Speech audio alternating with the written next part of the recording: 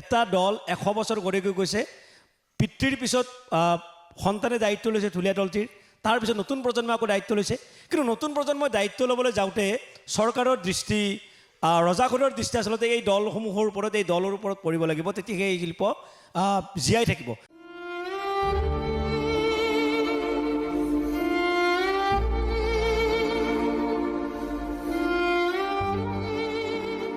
সভা গাই ফেলে অলপ পইচা পইচা আনি দিওঁ বা 10 দিন বা 5 দিন খাওঁ তাৰপৰা আৰু সভা সভা নহ'লে একো নাই আমি গুৱাহাটী চিনিয়ে নাপাওঁ ক'ত যাম তেখেতে ক'ত থাকে আমি কি কেনে জানিম নমস্কাৰ চাবলৈ আৰম্ভ কৰিছে চিটিজেন নিউজৰ বিশেষ অনুষ্ঠান শিপা বিচাৰি শিপা বিচাৰিত আজি আমি দুগৰাকী শিল্পীৰ সৈতে কথা পাতিম যি দুগৰাকী মাটিৰ শিল্পী যি দুগৰাকী চহা জীৱনৰ শিল্পী ৰৌমাৰী গোপাল সেৱক বৰঢুলীয়াবাৰীৰ দুগৰাকী শিল্পী এগৰাকী প্ৰায় 80 বছৰীয়া শিল্পী আৰু এগৰাকী প্ৰায় 50ৰ ঊৰ্ধৰ দেওনা পাৰ হোৱা শিল্পী এই দুগৰাকী শিল্পীয়ে এই শিল্পটোৰ সৈতে জড়িত হৈছে একাত্মভাৱে এগৰাকী শিল্পীয়ে কেইবাবাৰো চৰকাৰৰ ঘৰত শিল্পী পেঞ্চনৰ বাবে আবেদন কৰি তেখেতে শিল্পী পেঞ্চন আজিলৈকে লাভ নকৰিলে আমি প্ৰশ্ন সুধিব বিচাৰিম যে এগৰাকী শিল্পীয়ে কিমান বছৰ সেই শিল্পকৰ্মৰ সৈতে জড়িত হৈ থাকিলে ৰজাঘৰৰ দৃষ্টি পৰে ৰজাঘৰৰ পৰা এটা শিল্পী পেঞ্চন লাভ কৰে যিগৰাকী শিল্পীয়ে ইউৰিন বেগ ভৰিত বান্ধি মঞ্চত অনুষ্ঠান পৰিৱেশন কৰে আৰু এগৰাকী শিল্পীয়ে ৰাতিপুৱাৰ ভাগত কেইটামান মাছ লৈ ঘৰে ঘৰে গৈ মাছ বিক্ৰী কৰি এই শিল্পটোৰ সৈতে জড়িত হৈ এই শিল্পটোক জীয়াই ৰাখিবলৈ অপ্ৰাণ চেষ্টা কৰে তেনে দুগৰাকী শিল্পী আজি আমাৰ শিপা বিচাৰি অনুষ্ঠানৰ অতিথি এগৰাকী হৈছে আমাৰ জ্যেষ্ঠ শিল্পী খিদাল দাস আন এগৰাকী ঢুলীয়া শিল্পী ভৈনুৰ আলী আমি কথা পাতিব বিচাৰিম দুয়োগৰাকী শিল্পীৰ সৈতে আপোনাক আমাৰ অনুষ্ঠানৰ মাজলৈ খুৰা স্বাগতম জনাইছোঁ আপুনি 10 বছৰৰ পৰা ঢুলীয়াত জড়িত হৈছিল কেনেকৈ জড়িত হ'ল ঢুলীয়াত আপুনি মানে আমাৰ পাৰ্টিটো থকাৰ কাৰণে সেইকাৰণে তাতে যোগদান দিবলৈ তেওঁলোকো নেৰে মই সেইকাৰণে তেওঁলোক চলিটো এইবাৰ নৰি পেলাই তেওঁলোকৰ লগত তেনে ফুৰি আছোঁ দেহাটো ভাল হ'ব বুলি আপোনাক সকলোৱে চিনি পায় আপুনি ঢুলীয়াত মানে খুব জমনি কৰে এই জমনি কৰা কেতিয়াৰ পৰা আৰম্ভ কৰিলে আপুনি ঢুলীয়াত জমনি মানে 10 বছৰৰ পৰা কৰিছিলোঁ তাৰ 10 বছৰৰ পৰা তাৰপৰা ঢোল মাৰা বৃত্তিটো এৰিলোঁ আগত ধৰোঁ তাৰপৰা আহি যেতিয়া ভৈৰামী হ'লোঁ ভৈৰামী হৈ পেলাই তাৰপৰা বাপাহাৰ লগত থাকিলোঁ থাকি তাৰপৰা বহু পাৰ্টিৰ লগত ঘূৰিছিলোঁ কহতি বন্নি আপোনাৰ আৰু গবৰা দল এনেকৈ ঘূৰি ঘূৰি ঘূৰি ঘূৰি ঘূৰি ঘূৰি এতিয়া বৰ্তমান 80 বছৰত পৰিলোঁ এই 80 বছৰত আপুনি কেইবাবাৰো শিল্পী পেঞ্চনৰ বাবে আবেদন কৰিলে চৰকাৰৰ ওচৰত শিল্পী পেঞ্চন আপুনি নাপালে কি ক'ব চৰকাৰক আপুনি কি ক'ব বিচাৰিব সেইটো দিব লাগে পেঞ্চনটো দিব লাগে দিলে মই ভাল পাম মই সুখী পাম এতিয়াতো মোৰ দেহ অচল হৈ আহিছে খাবও ভালকৈ নাপাওঁ খুব যিটো সিনকে খাব লাগে সিনকে খাব নাপাৰ কাৰণে দেহাটো পৰি গৈছে আৰু কি কৰিম কি আৰু উপায়টো নাই চকুত আচলতে চকু পানী হৈছে কাৰণ ইয়াত ক্ষোভ চৰকাৰৰ প্ৰতি ক্ষোভ ইমান বছৰে প্ৰায় 4 বছৰ তেখেতে এই শিল্পৰ সৈতে জড়িত শিল্প সাধনা কৰিছে নিৰবিচ্ছিন্নভাৱে নীৰৱে প্ৰচাৰবিমুখভাৱে তেখেতে আচলতে শিল্প সাধনা কৰিছে আৰু সাধনাৰ পিছতো চৰকাৰৰ পৰা দৃষ্টি এইগৰাকী শিল্পীৰ ওপৰত নপৰিল কাৰণ জীৱনৰ অধিক সময় জীৱনৰ গোটেই সময়ছোৱা আচলতে তেখেতে ঢুলীয়া শিল্পৰ সৈতে জড়িত হৈ থাকিল তাৰ পিছতো কিন্তু তেখেতে চৰকাৰৰ পৰা কোনো ধৰণৰ সহায় সহযোগিতা তেখেতে নাপালে এতিয়া আচলতে তেখেতে কৈছে যে দেহাটো তেখেতৰ পৰি আহিছে মানে অসুখ বিসুখ হৈছে আপুনি কেতিয়াবা পিল কিনিবলৈ বা ঔষধ কিনিবলৈ আপোনাৰ হাতত পইচা নাথাকে ৰাতি আপুনি ঢুলীয়াৰ কেতিয়াবা প্ৰগ্ৰেম কৰে আৰু তাৰপিছত আহি আপুনি ঘৰত ভাত এমুঠি নাপাওঁ শিল্পী নাপালোৱে তাৰপৰা প্ৰগ্ৰেম গাই আহিও মই কেতিয়াবা ৰাতি লখানত শিকিব লাগে গতিকে ঘৰত নহ'লে কি কৰি দিব সেই শিল্পী সভা গাই ফেলে অলপ পইচা পইচা আনি দিওঁ বা 10 দিন বা 5 দিন খাওঁ তাৰপৰা আৰু সভা চভা নহ'লে একো নাই এনে দেহাটো পৰি গৈছে গতিকে এতিয়া ময়ো এতিয়া আশীৰ্বাদ মইতো 2বাৰ 3বাৰকৈ দিলোঁৱেই পেঞ্চনত আকৌ নহ'ল কোনোতে আৰু কি কৰিম আৰু অৱস হৈ বুঢ়া হৈ এতিয়া ঘৰত বহিয়ে আছোঁ আৰু আচলতে এনেবোৰ শিল্পীয়ে কিমানবাৰ চৰকাৰৰ ঘৰত ৰজাঘৰৰ ঘৰত শিল্পী পেঞ্চনৰ বাবে আবেদন কৰিব লাগিব 80 বছৰীয়া এগৰাকী শিল্পীয়ে যেতিয়া আবেদন কৰি শিল্পী পেঞ্চন লাভ নকৰে তেতিয়া এতকৈ ডাঙৰ দুখৰ কথা হ'ব নোৱাৰে এই সমষ্টিটোৰ বিধায়ক তথা মন্ত্ৰী চন্দ্ৰমোহন পাটোৱাৰীক আমি আহ্বান জনাইছোঁ যে এনেকুৱা শিল্পীক আপোনালোকে জীয়াই ৰাখক, শিল্পী পেঞ্চন প্ৰদান কৰক, চৰকাৰে একালীন সাহায্য প্ৰদান কৰক। আমি আন এগৰাকী এই সংস্কৃতিৰ সৈতে জড়িত ভৈনুৰ আলি, আপোনাক সকলোৱে জানে অসমত বিভিন্ন মঞ্চত বিভিন্ন পৰ্যায়ত আপুনি ঢুলীয়াৰ লগত জড়িত হৈছে। আপুনি ভাৱৰীয়া, খুব মানে আপোনাৰ যেতিয়া মঞ্চত উঠে আপোনাক চিনিব নোৱাৰে, খুব জমনি কৰে। এই দলটোৰ কথা মই অকণমান ক'ব লৈছোঁ যে ৰৌমাৰী গোপাল সেৱক বৰঢুলীয়া পাৰ্টি প্ৰায় 100 বছৰ গৰকি গৈছে। এটা দল 100 বছৰ গৰকি গৈছে। পিতৃৰ পিছত সন্তানে দায়িত্ব লৈছে ঢুলীয়া দলটিৰ, তাৰপিছত নতুন প্ৰজন্মই আকৌ দায়িত্ব লৈছে। কিন্তু নতুন প্ৰজন্মই দায়িত্ব ল'বলৈ যাওঁতে চৰকাৰৰ দৃষ্টি, ৰজাঘৰৰ দৃষ্টি আচলতে এই দলসমূহৰ ওপৰত, এই দলৰ ওপৰত পৰিব লাগিব, তেতিয়াহে এই শিল্প জীয়াই থাকিব। মই আপোনাৰ ওচৰলৈ আহিম যে আপোনালোকক কেতিয়াবা বেলেগ বেলেগে সম্বৰ্ধনা দিব মাতে, বেলেগ অনুষ্ঠানে গুৱাহাটীত মাতে, নলবাৰীত মাতে, কিন্তু মই জানো যে আপোনালোকে যাবলৈ সেই সময়ত ভাড়া নাথাকে। যেতিয়া সম্বৰ্ধনা দিবলৈ আপোনালোকক মাতে আপোনালোকৰ টেনশ্যন হয়। টেনশ্যন মানে খুবেই টেনশ্যন। তাৰমানে হাতত পইচা নাথাকে না, সেনেকৈ কয় যে আপুনি ইমান তাৰিখে ইমান সময়ত আহিব, আমি আপোনালোকক সম্বৰ্ধনা জনাম।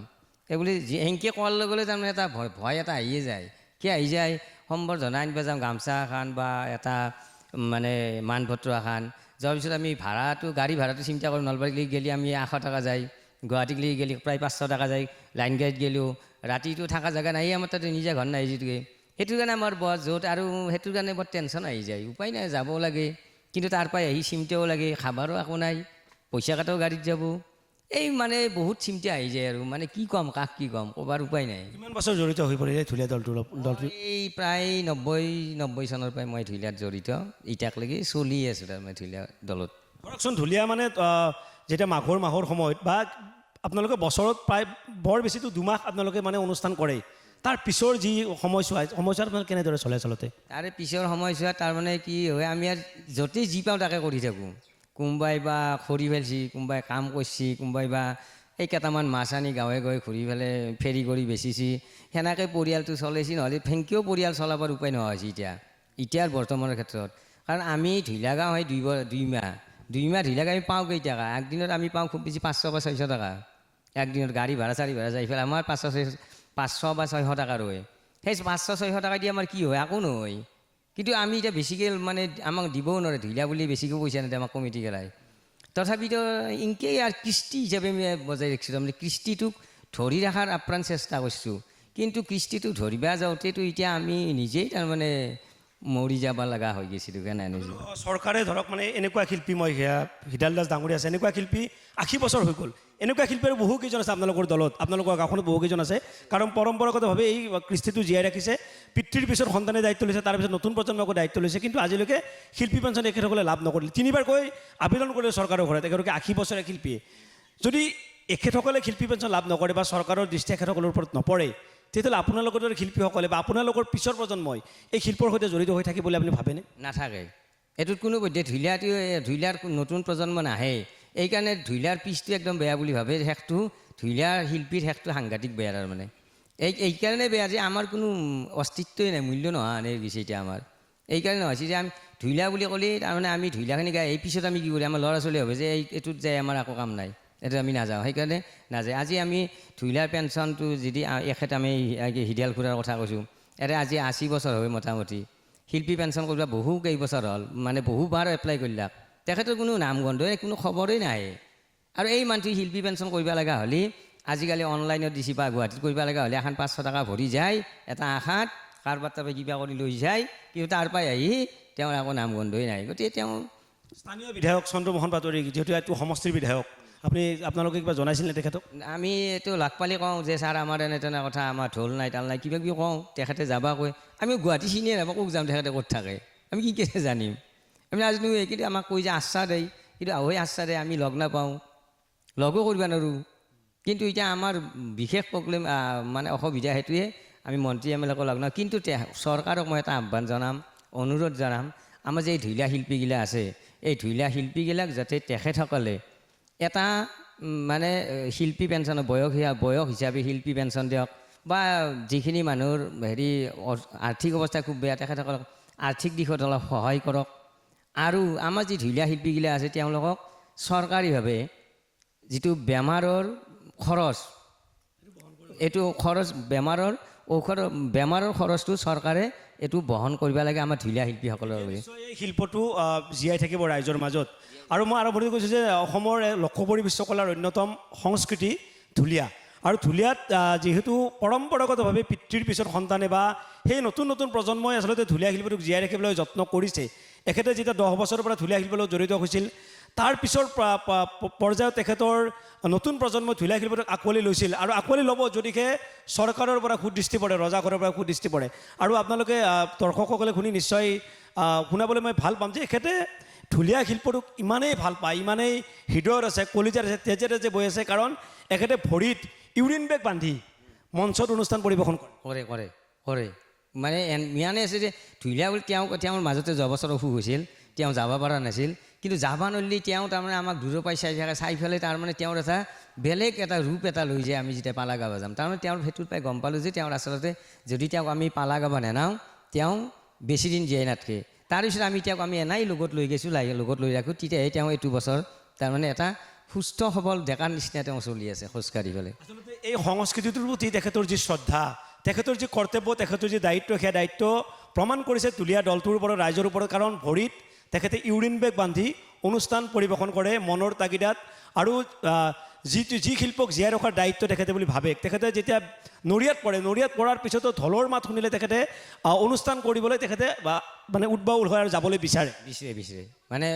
আৰু আমাৰ ঢুলীয়া শিল্পীবিলাকক তাৰমানে আমাৰ ইমান এটা তাৰমানে আমি ঢুলীয়া যদি গাব নাপাওঁ আমি মৰিম, তাৰমানে খাব নাপাওঁ। আৰু খাব নাপালে কিন্তু আমি নমৰোঁ, কিন্তু ঢোল গাব নাপালে আমি মৰিম। এইটো আচলতে ডাঙৰ কথা। তেখেতসকলে প্ৰতিটো অনুষ্ঠানতে কয় যে ঢুলীয়াই খাব নাপায় নমৰে। যদি অনুষ্ঠান পৰিৱেশন কৰিবলৈ নাপায় তেতিয়াহ'লে ঢুলীয়া শিল্পই মৰি থাকিব।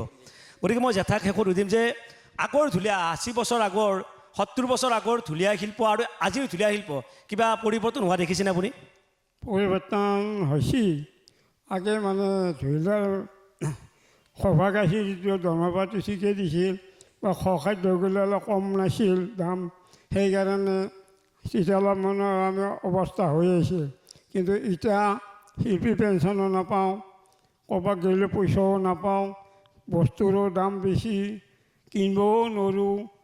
আজি নিজে পাওঁ সেনেকৈ নিমখ তেলেদি হ'লেও খাইছোঁ।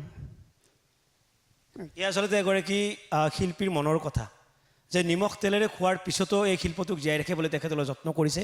আশা কৰিম ৰজাঘৰে, চৰকাৰে তেখেতসকলক সুদৃষ্টি দিয়ক, এই শিল্পটোক জীয়াই ৰাখক, তাৰে কামনা কৰি অনুষ্ঠানৰ মাজৰ পৰা মই বিদায় লৈছোঁ।